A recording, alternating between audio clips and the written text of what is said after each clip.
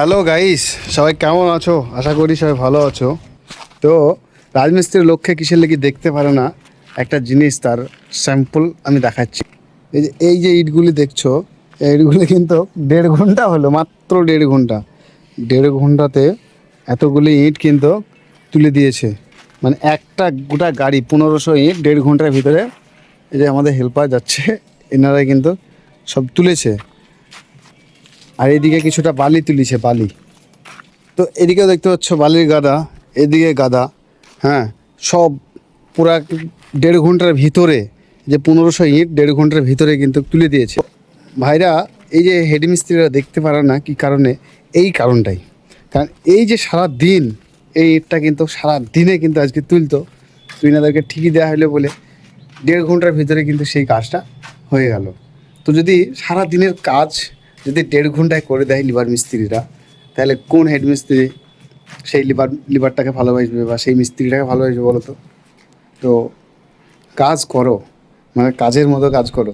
কালকে হ্যাঁ দিয়েছিলাম, সারাদিন তুলেছিল, আজকে কিন্তু 1.5 ঘন্টার ভিতরে তুলে দিল কাজটা। তো আজ কালকে তো এদেরকে বলবো আমি যে 1.5 ঘন্টার ভিতরে হয়ে গেছিলো, এর 3 ডবল কালকে কিন্তু তুলে নেবো। আমি তুলে নেবো, 3 ডবল তুলে নেবো কালকে। কেন তুলে নেবো না? কারণ 1.5 ঘন্টায় যদি হয়ে যায়, তাহলে 3 ঘন্টায় 4.5 ঘন্টাতে 3 গাড়ি ইট উঠে যাবে আরামসে। যদি না তুলতে পারে তো তার ব্যবস্থা ওনাদেরকে দিয়েই করাবো, মানে ওনাদের কাছ থেকে হিসাবটা নেবো। তো এরকমভাবে কাজ করো না, সবাইকেই বলছি যে কাজ করতে হবে। হেড মিস্ত্রিরও যেন কিছু পয়সা আসে সেখান থেকে। আর যিনি লিভার মিস্ত্রি যেনারা আছেন, তিনাদেরও তো পয়সা দরকার, না হলে তো হেড মিস্ত্রি কোথা থেকে নিয়ে এসে দেবে, তাই না? এই হচ্ছে বিষয়। তো কাজ করতে হবে সুন্দরভাবে, না করলে কিন্তু হবে না। তা বলে আবল তাবল কাজ করা একদম মোটেও ঠিক না। তো জামাই এখানে ক ঘন্টাতে কাজ করেছে আমাকে বলো? 1.5 ঘন্টা কাজ করলে একটু দিনমান ধরে হতো না, সারা দিনে কিন্তু হইতো না। আমি যদি মিথ্যা কথা বলছি তো হয়ে গেল। এটা তো একটা বয়স্ক লোক, আমাদের জামাই, এটা আমার ফুপা আছে।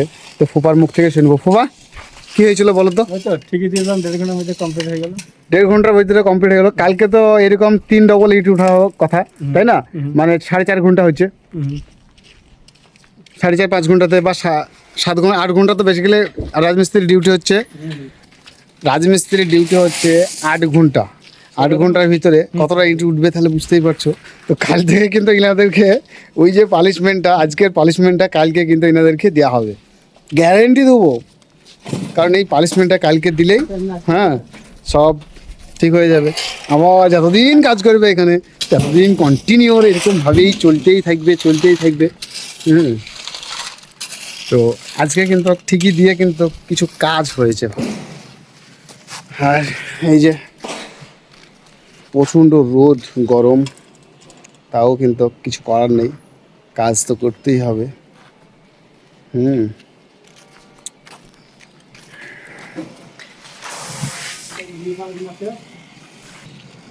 তো এই হচ্ছে আমাদের যে কাজ, সেন্টারিং। হ্যাঁ, এদিকে জ্যাকগুলি সব সাজিয়ে রেখেছি। এখানে কিন্তু আমরা ওই সেন্টারিং করব, কালকে থেকে কিন্তু সেন্টারিং আরম্ভ করব।